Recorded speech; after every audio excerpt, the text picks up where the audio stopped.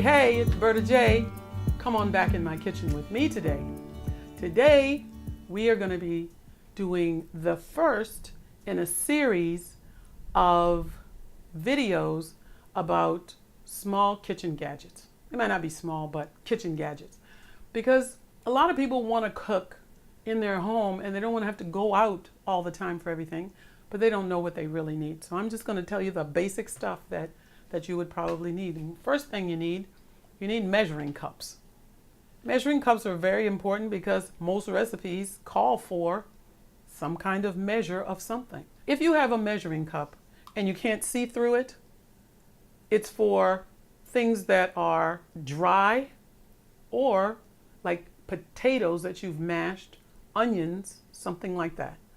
And that you can just smooth off the top. Usually flour, you want to do sugar, anything like that, because it's perfectly flat.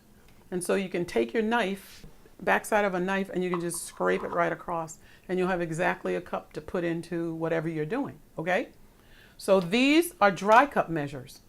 You have 1 cup, 3/4 of a cup, 2/3 of a cup, 1/2 a cup, 1/3 of a cup, and 1/4 of a cup. There are some I've seen that have even 1/8 of a cup.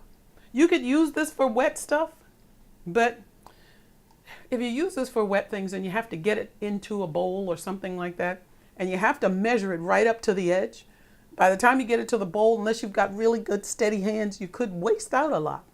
So the cooking industry has made see-through, easy to measure, and I have 3 different ones. Now, a small one, I'll put these over here, put the small one in the middle. I particularly like these. It's an OXO, because if you can you see in there? It has the amounts that you need to measure: milk, syrup, honey, water. Anything that's a liquid would go in this, because 1, you can see through it. And 2, you're not going to wipe it off with a knife. You're just going to look down there and see what it is, and you'll use that. Because until you fill it up to the line, then you'll know exactly what it is. Now this is a 2-cup measure. Very, very nice. Goes down to 1/4 of a cup. This one is much bigger. Now you probably wonder, well, why did she get 2? This one's plastic. This one is glass.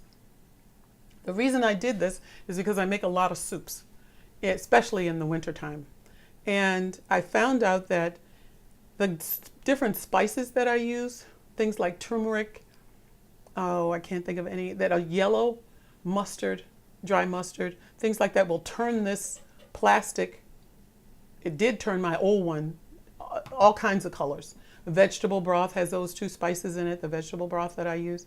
And so rather than have it turn yellow or orange, if you use glass, it won't turn that color. So this stays nice and clean.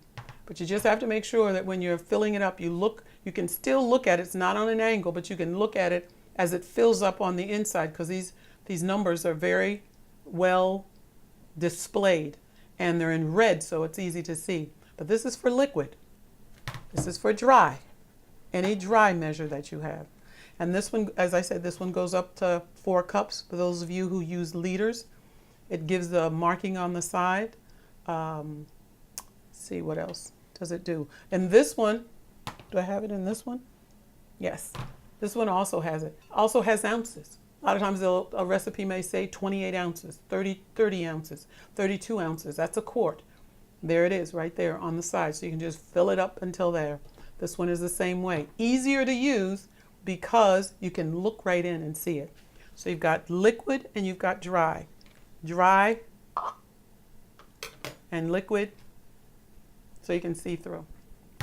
Okay? 2 different types of measuring cups. That's the first thing that I think you should have in a well stocked or positioned or supplied, what's the word I want to use, Ed? A well equipped, okay? In a well equipped kitchen, you would have these. They come in all different materials. It's plastic, they have glass, they have silicone now. They have stainless. You can also get stainless. Perfectly fine. Dry. You don't want, I don't know if you want to use a stainless because you can't see through it. I would always stick to glass or plastic for a liquid measure. Okay? That's the end. That's all. That's the beginning. First in a series of many for a well-equipped kitchen, according to Berta J. Okay? So on until next time when I'll have another installment on what you should have in your kitchen. Bye for now.